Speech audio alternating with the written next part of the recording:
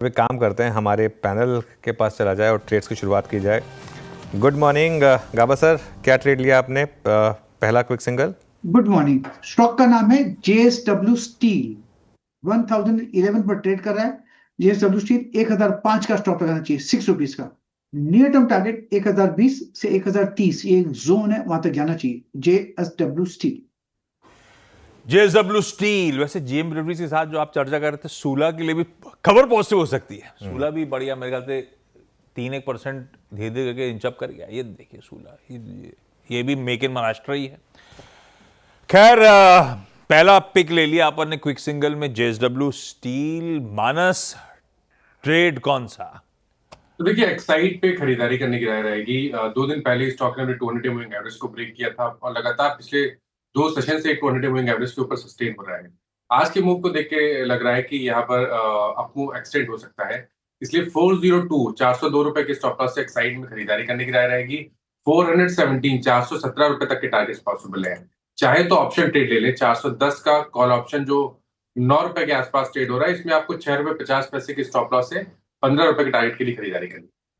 Okay, Exide ये हो गया, अब हीरो ऑफ द डे बन गया। अब जीएम आशीष 13%, 13% ऊपर। अब तो जैसे कहते हैं आपदा में बाजार ये भी मान रहा है कि यूएसएल से अपन जो क्या कहते हैं उसे स्टेप डाउन करेंगे तो हो सकता है देसी अफोर्डेबल हो जाएगा। ये देखिए, जो भी है बेसिकली आज ही चलना था, तो इस वजह से ये चल गया। अब करीब 14% ऊपर हो गया बेसिकली ये स्टॉक। स्क्रीन पर तेजी प्ले आउट हो रही है। बिल्कुल 3-4% ऊपर खुला और उसके बाद 6% ऊपर वो भी आ गया, सूला भी आ गया 6% ऊपर। एक्साइड, बाय द वे, हमारी स्पॉटलाइट भी थी आज। एक्साइड कल से एक्साइड दिखा रहा था कि कुछ बहुत स्ट्रॉन्ग मोमेंटम में है, कुछ करने के मूड में है ये, तो यहाँ पर खैर वो कंटिन्यू कर रहा है। आज देखिए अभी मानस ने पिक भी किया एक्साइड। राजेश जी, आपने क्या पिक किया? अनुज जी, देखिए मेरी नजर ऑटो सेक्टर पे है और इसमें से टॉप पिक रहेगा टीवीएस मोटर। एक क्लीन ब्रेकआउट मिला 2800 के ऊपर, तो स्विंग का टारगेट होगा 2850 से 2870। बाय करे टीवीएस मोटर, स्टॉप लॉस रहेगा 2790 का। TVS motors, Exide, auto ancillary plays आज रडार पे आ रहे हैं, जब मारुति ने तमाम कंसर्न्स कल हाईलाइट करे हुए हैं उसके बावजूद, तो वो शायद भाव में ऑलरेडी आ गया था, ऐसा लग रहा है। गाबा सर, अपना क्विक सिंगल का दौड़े अपन? नहीं, गाबा सर का तो हो चुका जेएसडब्ल्यू स्टील। जी। सावन साहब के पास चले। सावन साहब, आपका क्विक सिंगल? तो आशीष जी, यहाँ पे पॉलीकैप का पैटर्न मुझे काफी पसंद आ रहा है। ऑलमोस्ट रेंज के ऊपरी लेवल पे और करीबन 6160-70 के बीच ट्रेड कर रहा है। स्टॉप लॉस रखेंगे 6100, 6100 पे। यहाँ से जो टारगेट में देख रहा हूँ वो होगा करीबन 6300 से लेके 6340, 6340। ओके, तो पॉलीकैब यहाँ पर हो गई पिक। बहती जी, आपने क्या पिक किया? जी अनुज जी, जेएसडब्ल्यू एनर्जी पे अच्छा मोमेंटम बन रहा है और ये कंटिन्यूसली हमारे रडार में भी रहा है एज अ बाइंग रिकमेंडेशन, और हमें लग रहा है कि वेल प्लेस्ड है ये 560 तक का टारगेट दिखाने के लिए। तो 550 और 560 दो टारगेट के लिए इसमें खरीदारी की सलाह रहेगी। जो स्टॉप लॉस इसमें मेंटेन करना हो 530 का है, कैसे मेंटेन करें। जेएसडब्ल्यू एनर्जी बहती साहब का प्रेफर्ड पिक। सौमिल, कहां पे ट्रेड के समीकरण बढ़िया बैठ रहे हैं? खुलने के बाद क्या ऑब्जर्व किया? ऑटो और रियलिटी डेफिनेटली बहुत अच्छा लग रहा है, लेकिन I would want to go with power. Torrent power मेरा पिक रहेगा, और इसमें आप स्टॉप लॉस लगा सकते हैं 1420 और टारगेट 1535। एक छोटा सा रेजिस्टेंस है 200 daily exponential moving average, but जो high top high bottom formation है इस समय और जो inverted head and shoulder pattern का जो ब्रेकआउट देख रहे हैं, उससे मुझे लगता है कि ये कंटिन्यू रहेगा और बहुत अच्छा रैली ऊपर की तरफ देखने मिलेगी। ओके, चलिए, तो ये समय सौमिल की पिक हो गई, टोरेंट पावर। आई थिंक आशीष दुमोता, आपने कुछ पिक किया क्या ओपनिंग के बाद? अनुज, तो देखिए हमें बिल्डिंग मटेरियल स्पेस काफ़ी अच्छा लगता है और वहाँ पर पे एपीएल अपोलो पे हमारा एक नज़रिया काफ़ी समय से पॉजिटिव बना हुआ है। हमारा ये मानना है कि 5 मिलियन टन की जो इनकी कैपेसिटी है स्ट्रक्चरल स्टील ट्यूब्स की, वो ऑलमोस्ट 55% मार्केट शेयर ये ओन करते हैं, और जिस तरह से वैल्यू एडेड बिजनेस काफ़ी अच्छा ग्रो कर रहा है, तो हमें लगता है आने वाले समय में पूरी टॉप लाइन का 20% जो बिजनेस है वो वैल्यू एडेड बिजनेस से आएगा, जिसकी वजह से मार्जिन में भी एक अच्छा इंप्रूवमेंट देखने को नजर आएगा। तो एपीएल अपोलो हमें काफ़ी अच्छा लगता है एज अ बेट। हमारा ये मानना है कि स्टॉक अभी भी कंटिन्यूसली एक हाई टॉप हाई बॉटम का स्ट्रक्चर बना रहा है टेक्निकली, और 1800 पे एक बहुत बढ़िया बेस स्टॉक का बन चुका है। ₹2300 तक की ट्रेजेक्ट्री पोजिशनली हमें लगता है एपीएल अपोलो के स्टॉक में देखने को नजर आ सकती है। As a disclaimer, this is not a recommendation to buy sell. ये स्टॉक, ये बिल्डिंग मटेरियल में एपीएल अपोलो हमारी एक टॉप पिक हमें काफ़ी पसंद आती है। ओके, एपीएल अपोलो यहाँ पर आपकी प्रेफर्ड पिक। मीनवाइल एक स्टॉक आशीष मुझे लग रहा है कि लिटरली फटने की तैयारी कर रहा है, इटर्नल। आई थिंक उसको लेकर आइए आप जरा। ब्लॉक डील विंडो में हुई, आप काफ़ी समय से हम पॉजिटिव रहे हैं इस पर। वो ब्लॉक डी, वो MSCI FTSE का पूरा इम्पैक्ट झेला इसने। 2 दिन से ये स्टॉक करेक्ट हो रहा था अलग अलग कारणों की वजह से। वो रैपिडो वाला तो मुझे लगता है कि एकदम बेकार है, उसमें तो कोई मतलब आपको लेना देना नहीं है उससे। वो सिर्फ बैंगलोर का पायलट है और वो भी मतलब इनका नेटवर्क जो है वो कम्प्लीटली काफ़ी स्ट्रांग है। लेकिन जो कल जो खबर आई थी वो थोड़ा सा उसने नेगेटिवली इम्पैक्ट किया था। लेकिन ये आई थिंक काफ़ी इंटरेस्टिंग है अगर इसने अपना रीसेंट वीकली हाई क्रॉस किया 263। बट यहाँ पर आज जिस तरीके से ब्लॉक एब्जॉर्ब हुआ है विंडो में, उसके बाद यहाँ पर अच्छा मोमेंटम दिख रहा है मुझे। और रैपिडो पायलट को आप एक्चुअल रेट से कंपेयर कर रहे थे सब लोग, वो गलत है। खैर ठीक है, इटर्नल आज बढ़िया ब्लॉक के बाद आता हूं इस पे मैं। एक काम करें धर्मेश जी, इटर्नल क्या व्यू है आप लोग का? हाउस कॉल, ये बात सही है, वो जो FTSE MSCI वो बढ़िया माल खपा, उसके बाद से फिर ये पलटा नहीं है, धीरे धीरे करके रिकवरी के ट्रेड बढ़िया इटर्नल में प्ले आउट हुए हैं। हाँ, ये कंसर्न हमेशा से कंपटीशन के माउंट होते रहते हैं। आप लोग का हाउस कॉल क्या इटर्नल एट 250 260 ब्रैकेट खरीदारी करने का मन बनता है क्या? बिल्कुल आशीष जी, अगर देखिए आप इन्वेस्टर हैं और स्पेस में बने रहना चाहते हैं, जो कि हमारे हिसाब से बने रहना चाहिए, काफ़ी प्रॉमिसिंग स्पेस है और बेसिकली ये पैन इंडिया पेनिट्रेशन तो होनी है, तो ऑर्गेनिक ग्रोथ ही मार्केट में काफ़ी अच्छा रहेगा। और यहाँ पर जिन्होंने पार्ट टू प्रॉफिटेबिलिटी का रास्ता दिखा दिया है और उस पर चल रहे हैं, वो ज़्यादा अच्छे स्टॉक पिक्स रहेंगे। तो इटर्नल मुझे लगता है कि ऑलरेडी वो पोजीशन सीमेंट कर रखा है और ये सब जो कॉम्पिटिशन है वो आते रहेंगे, कॉम्पिटिशन की कमी नहीं रहेगी, बट कॉम्पिटिशन को सर्वाइव करना काफ़ी डिफिकल्ट है। तो रैपिडो का तो मुझे तो बड़ा ही हास्यास्पद काइंड ऑफ पॉलिसी लगा था उनका जो लेके आए थे। अगेन वही इक्विटी बंद करने वाली बात रहेगी उसमें, बट वो सस्टेनेबल नहीं है। बट यहाँ पर खाली इतना ही कहना है आशीष जी कि इसको आप अर्निंग्स के हिसाब से अभी वैल्यू नहीं कर सकते हैं, इसको आपको 3 से 5 साल का समय देना पड़ेगा। और लॉन्ग टर्म के हिसाब से तो मुझे काफ़ी बड़ा मल्टीबैगर यहाँ से भी दिखता ही है। आज बाजार को दमखम बचाने की कोशिश अगर कोई कर सकता है तो रिलायंस इंडस्ट्रीज, जिसने तैयारी कर ली ऐसा लग रहा है। 1.25% के मूव्स 1450 के ऊपर अब रिलायंस इंडस्ट्रीज इस समय कामकाज करता हुआ। मानस, रिलायंस इंडस्ट्रीज ये चल गया तो काम हो जाएगा। हेवी वेट स्क्रीन पे बढ़िया तेजी तूल पकड़ रही है ऐसा लग रहा है। चार्ट्स के समीकरण बैठ कैसे रहे RIL के? देखिए, चार्ट तो काफी बेहतर लग रहे हैं। हालांकि यहाँ पर कंसोलिडेशन हो रहा था, लेकिन मेरे ख्याल से एक से 2 दिनों में हमें एक ब्रेकआउट देखने को मिल सकता है, क्योंकि जो 1460 1465 की रेंज है वहां पर ही रेजिस्टेंस है। कोशिश कर रहा है स्टॉक, लेकिन एक बार ये 1465 की रेंज को निकालेगा तो कम से कम 1510 तक की रैली स्टॉक दिखा सकता है। आई थिंक अपनी पोजीशन में बने रहना चाहिए। अगर आपने लॉन्ग पोजीशन बना रखी है तो वहां पर बने रहिए और स्टॉप लॉस को 1430 1430 के नीचे लगा के रखें। पता नहीं ऑयल एंड गैस स्पेस को क्या हो गया। लॉजिकली तो मैं सुबह बोलता कि क्रूड करेक्ट हुआ है तो ONGC, ऑयल इंडिया आप रेडार पर रखिए, लाल में रखिए, अपस्ट्रीम कंपनीज हैं। पर पूरा ऑयल एंड गैस स्पेस, अगर आज कोई सेक्टर चमक रहा है जबकि ब्रेंट कूल ऑफ हुआ, ONGC रखिए स्क्रीन पे, निफ्टी के one of the top gainers में आपको नजर आएगा। ये देखिए खुलने के बाद जब मैंने वायदा की प्लेट पढ़ी थी तो सबसे तगड़ा मूव आ रहा था ऑयल इंडिया में, उसको दिखाइए एक बार स्क्रीन पे, फिर रखिए 3। और ये सिर्फ अपस्ट्रीम, ऐसा है कि अपस्ट्रीम और मार्केटिंग कंपनी अलग अलग चलती होंगी, लेकिन आज तीनों BPCL, HPCL, IOC आपको मजबूती के साथ ट्रेड करती हुई नजर आएंगी। आप फ्लिप करिए, सिटी गैस डिस्ट्रीब्यूशन स्पेस में उतरना चाहें तो ऑयल एंड गैस में वहां उतर जाइए, IGL, MGL उठाइए स्क्रीन पे। इवन रिलायंस, जिसकी अभी अभी मैंने चर्चा करी, वो भी इसी स्पेस को बिलोंग करती है। पूरा ऑयल एंड गैस स्पेस गजब के मूव्स डिलीवर करता हुआ नजर आ रहा है। सतपुत्र साहब, ये पूरी जिस जो ऑयल एंड गैस स्पेस है, आप जरा रेडी रखना, कुछ आपको दिख रहा हो समीकरण रिलायंस के अलावा कहीं बढ़िया बैठते हो तो उस पर अपन चर्चा कर लेंगे। लेकिन चतुर्मता साहब, अब तो बाजार ने वर्डिक्ट दे दिया है। यूनाइटेड ब्रेवरीज भी वो तो फाइन प्रिंट का इंतजार है, लेकिन बाजार मान के चल रहा है कि UBL मतलब बियर बाहर है, महाराष्ट्र मैन्युफैक्चरर्स के जलवे, तो GM ब्रेवरी, सूला, UBL अच्छा कर रहे हैं। हार्ड लिकर मैन्युफैक्चरर्स खासतौर पे वो USL और रैडिको दिक्कत में आते हुए, और खासतौर पे USL जिसका ज्यादा बड़ा बाजार है महाराष्ट्र, रैडिको का छोटा बाजार है। रैडिको नॉर्थ इंडिया ज्यादा सेंट्रिक प्ले है। खैर, चतुर्वेदी साहब, अब आप लोग फंडामेंटल ज्यादा अच्छा जानते होंगे, बाकी जगह महंगाई बढ़ती है तो डाउन ट्रेडिंग होती है, ये लिकर में ऐसा होता है क्या? नहीं, खैर आशीष जी, मैं बहुत क्लोजली सेक्टर को नहीं ट्रैक कर रहा हूँ ऑनेस्टली स्पीकिंग, बट डेफिनेटली जो आज की न्यूज़ आई है उसका इम्पैक्ट यूनाइटेड स्पिरिट्स पे ज़्यादा है, क्योंकि 60-70% वॉल्यूम जो है वो महाराष्ट्र में, जबकि रेडिको का आप जब नंबर देखेंगे तो काफ़ी कम है, तो इसलिए शायद रेडिको में जो सेलिंग आ रही है वो मुझे लगता है कि जल्दी एब्जॉर्ब हो जाएगी, तो यहाँ पर पे बहुत ज़्यादा सेल ऑफ मुझे नज़र नहीं आता।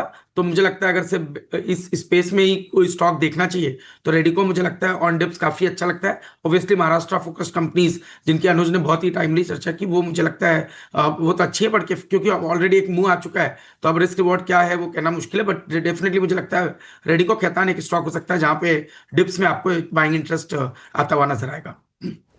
Oil and gas, commodity place, तो कोल इंडिया, जेएसडब्ल्यू स्टील जो मेरे ख्याल से गाबा सर ने पिक करा था शायद, सब तो बेसिकली कमोडिटीज एज स्पेस अच्छा करना शुरू कर रही हैं। सतपथे साहब, क्या आइडेंटिफाई करा, कहीं ट्रेड के मौके हैं क्या जो आज एकदम से ये सेक्टर आउट परफॉर्म कर रहा है इसमें? आशीष जी देखिए, उसमें अगर एक चुनना है then that will be BPCL. Technically यहाँ पे एक डायमेट्रिक फॉर्मेशन आप कह सकते हैं, इवन चैनल फॉर्मेशन का एक ब्रेकआउट मिला, ये लेवल था करीबन 325 का, 328 करंट प्राइस है, तो 325 के ऊपर ये बाय ट्रिगर हुआ था। हमारा स्टॉप लॉस होगा 323 का।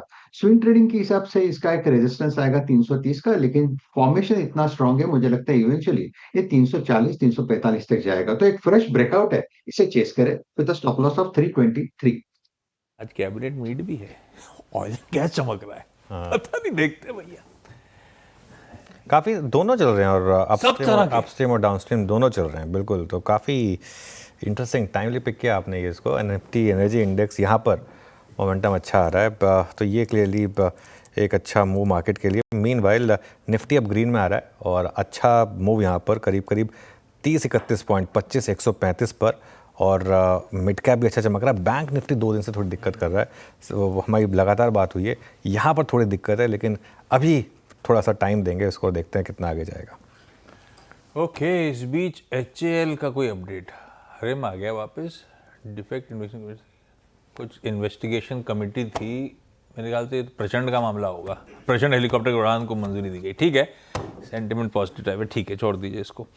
ये कहानी है भाई साहब लार्ज। अच्छा, फाइनेंशियल्स, बैंक्स की आपने चर्चा करी, बैंक्स और फाइनेंशियल फिर ठंडे हैं, तो पॉलिसी के बाद से कल भी आपने देखा होगा बैंक्स और फाइनेंशियल स्पेस 2 दिनों से थोड़ी सी पस्त पड़ रही है। आज निफ्टी बैंक आपकी स्क्रीन पर धीरे धीरे करके 1/4% दबाव में। फाइनेंशियल की जब मैं चर्चा कर रहा हूं तो श्रीराम फाइनेंस खींच के लेकर आइए स्क्रीन पे, प्रेशर थोड़ा सा माउंट होना शुरू हो रहा है उस पर। जियो फाइनेंशियल जो अच्छे खासे 5 महीनों के हाईस पे पहुंच गया था शायद, वहां से थोड़ा सा अब ये प्रॉफिट टेकिंग का सिलसिले की शुरुआत हो रही है। बैंक्स में कोटक दबाव में आ रहा है, अब तो 3/4% के आसपास का कोटक दबाव दिखाता हुआ आपको नजर आएगा। यार भाईती साहब, निफ्टी बैंक कुछ ऐसा कुछ बिगड़ा नहीं है, पॉकेट ने गजब आउट परफॉर्म करा था फ्राइडे को, तो इसी के लिए वर्डिक्ट था और इसी ने गजब का आउट परफॉर्मेंस दिखाया था। उसके बाद थोड़ा थोड़ा ठंडा हो रहा है। कोई सिलेक्टिव बैंकिंग स्टॉक, अगर ये लग रहा है आपको निफ्टी बैंक की स्टडी करते हुए कि वीकनेस थोड़ी सी और बढ़ सकती है, निफ्टी वीजा भी ज्यादा बेहतर प्लेस है निफ्टी बैंक के, तो कोई इंडिविजुअल बैंकिंग मेजर जिसके साथ आप बिकवाली का कॉल लेना चाहोगे या छोड़ दिया जाए इसको? जी आशीष जी, कल भी हमने डिस्कस किया था कि बैंक निफ्टी में अभी प्रॉफिट बुक करने का अच्छा मोमेंटम बना हुआ था, और जिस हिसाब से बैंक निफ्टी थोड़ा स्लो डाउन हो रहा है, मुझे लग रहा है कि यहाँ पर अभी थोड़ा सा कंसोलिडेशन होगा, एक अच्छे मूव के बाद थोड़ा सा एग्जॉशन देखने मिल रहा है। सेलिंग की सलाह नहीं रहेगी इन लेवल्स पे अभी भी, बट हमें लग रहा है कि अगर नीचे कहीं एक्सिस बैंक में ध्यान रखना चाहिए। अच्छा स्ट्रेंथ में रहा था ये स्टॉक, और एक्सिस बैंक हमारे रडार में रहेगा वापस बाइंग के लिए, बट जो जोन रहेगा वो 1210 के करीब अगर ये स्टॉक आता है तो वहां पे खरीदारी करने की सलाह रहेगी। अभी थोड़ा सा वेट एंड वॉच पे है बैंक निफ्टी। ओके, मीनवाइल वो हेल्थ में अच्छा मूव आया उस न्यूज़ के बाद, एकदम एक बार लेकर आइए इसको स्टॉक को, अब डे हाई पर ये स्टॉक हिंदुस्तान एरोनॉटिक्स। राजेश जी, इस पर कोई ट्रेड है क्या हेल्थ पर? जी देखिए, मुझे लगता है ओवरऑल डिफेंस सेक्टर तो चलेगा ही चलेगा, लेकिन एचएल इन पर्टिकुलरली देखे तो कल का जो ब्रेकआउट था, इसको आज एक कंटिन्यूएशन आ रहा है। जो ब्रेकआउट का लेवल था वो करीबन 51-35 का था, एग्जैक्टली आज देखिए उसी लेवल से ये पलटा है। तो मुझे लगता है जब तक ये 51-35 का लेवल इंटैक्ट है, तब तक बायस पॉजिटिव रखे। स्विंग ट्रेडिंग के हिसाब से 5200 5220 पहला पड़ाव है, लेकिन चार्ट देख के लगता है probably it is getting ready for 5400 to 5500 positionally. तो बायस पॉजिटिव रखे। स्टॉप लॉस होगा हमारा 5100 के नीचे। प्रचंड और ध्रुव दोनों ग्राउंडेड थे भाई साहब प्रीवियस क्रैशेस के बाद। तो इन्वेस्टिगेशन कमेटी कहती है कोई दिक्कत है नहीं, खबर अच्छी है, स्टॉक चलना शुरू हुआ है। पर गाबा सर ना हैल से थोड़ा नाराज है। क्यों? हैल के एक बार मैनेजिंग डायरेक्टर साहब आए थे केवाईसी में, काफ़ी टाइम हो गया। उन्होंने प्रॉमिस किया था गाबा सर को कि उनको उड़ाने को देंगे। कौन सा प्लेन था गाबा सर? तेजस था क्या? तेजस या कोई भी चलेगा, सिंगल सीटर डबल सीटर सब। तो उन्होंने हाँ बोला था। उसके बाद एमडी साहब बदल गए। गाबा सर को मौका नहीं मिला उड़ाने का। कोविड आ गया उसके बाद। अच्छा हाँ, और फिर अब एमडी साहब भी बदल गए जिन्होंने प्रॉमिस किया था। हाँ बिल्कुल। तो अपना नुकसान कितना हो गया? खैर मैंने तो कहा था नीचे से मैं वेव करूंगा, मैं तो नहीं बैठूंगा साथ में, पर गाबा सर मैं चला जाऊंगा, डोंट वरी। आपका भी हिस्सा मैं ले लूंगा। हाँ खैर, एचएल रडार पे भाई साहब, एचएल बढ़िया मूव, आधे % के आसपास के उछाल के साथ फोकस में समय ये काउंटर। एपीएल अपोलो की चर्चा शायद चतुर्मोता साहब ने करी थी, धीरे धीरे वायदा पे इंचअप होना शुरू हुआ एपीएल अपोलो। ये देखिए, खैर अभी मूव ऑलरेडी पिक हम राइड कर ही रहे हैं। आईजीएल, एक्साइड, एपीएल अपोलो सब चर्चा में लीजिए। गेल भी अब मजबूती के साथ ट्रेड कर रहा है 1%। तो वो पॉकेट आज अभी पता नहीं है, 9:30 बजे से कैबिनेट की बैठक लक्ष्मण ने बताया, फ्लैग ऑफ करा था कि वेडनेसडे को बैठक होनी है। एजेंडा अब तक क्लैरिटी नहीं है, तो देखते हैं क्या निकल के आता है। डाबर अच्छा कर रहा है, लेकिन ऐसा मैरिको हारे में आना शुरू हुआ है। नेस्ले का ट्रेड जरूर राइड कर रहे थे, लेकिन अब डाबर और मैरिको वगैरह अच्छा कर रहे हैं, लेकिन थोड़ा कंफ्यूजिंग स्पेस है। चतुर्मोता साहब, आप लोग एफएमसीजी को अप्रोच कैसे कर रहे हो? चतुर्मोता साहब है ना? सॉरी, चतुर्मोता साहब अब नहीं है अपने साथ। अब मेरे ख्याल से संजीव होता जुड़ने वाले थे। होता साहब जुड़ गए क्या? अच्छा, इस बीच सावंत साहब, आप एफएमसीजी का कोई ट्रेड मिल रहा हो तो आइडेंटिफाई करके रखना, क्योंकि वो स्पेस धीरे धीरे ट्रैक्शन गेन कर रही है। होता साहब, आप लोग कैसे एफएमसीजी को अप्रोच कर रहे हो? बड़ा कंफ्यूजिंग है। मॉनसून अच्छा, टैक्स कट का पैसा अब जब रिटर्न फाइलिंग करेंगे तो मिल रहा होगा, लेकिन अब तक वो वॉल्यूम ट्रैक्शन आया नहीं है। कॉम्पिटिटिव इंटेंसिटी काफ़ी ज़्यादा है। तो एफएमसीजी पर आप लोग का हाउस कॉल क्या? आप लोग बेट कर रहे हो H2 में एफएमसीजी बढ़िया परफॉर्म कर सकता है? मॉर्निंग आशीष जी। देखिए, ये तो कंसेंसस कॉल ही है, क्योंकि जिस तरह से मैनेजमेंट का कमेंट्री है, हालांकि टेलविंड्स हैं, मॉनसून अच्छे हो रहे हैं, लोगों के हाथ में पैसा आने वाला है, लेकिन जिस तरह के वॉल्यूम ग्रोथ का अनुमान मार्केट ने लगा के रखा था, वो वॉल्यूम ग्रोथ आ नहीं रहा है। और मुझे लग रहा है जितने भी ये स्टार्टअप प्लेयर्स हैं, जो छोटे मोटे प्लेयर्स हैं, जो स्टार्टअप ही कर रहे हैं, वो वॉल्यूम्स लेके जा रहे हैं। तो बहुत फ्रेगमेंटेड मार्केट हो गया है एफएमसीजी स्पेस में। तो अभी हमारा जो ये स्टैंड है एफएमसीजी सेक्टर में, वो न्यूट्रल ही है। We are not going to pick any stock with high conviction. High conviction किसी भी स्टॉक पे नहीं है, लेकिन अगर थोड़ा सा नीचे मिलता है और वॉल्यूम ग्रोथ आना शुरू हो जाए तो डेफिनेटली एक रीलुक करना पड़ेगा, लेकिन अभी के लिए न्यूट्रल स्टांस है। ओके, मीनवाइल एक बार रिलायंस का इंटरव्यू चार्ट लेकर आइए। ऑयल एंड गैस की बात हो रही थी, निफ्टी एनर्जी इंडेक्स की बात हो रही थी।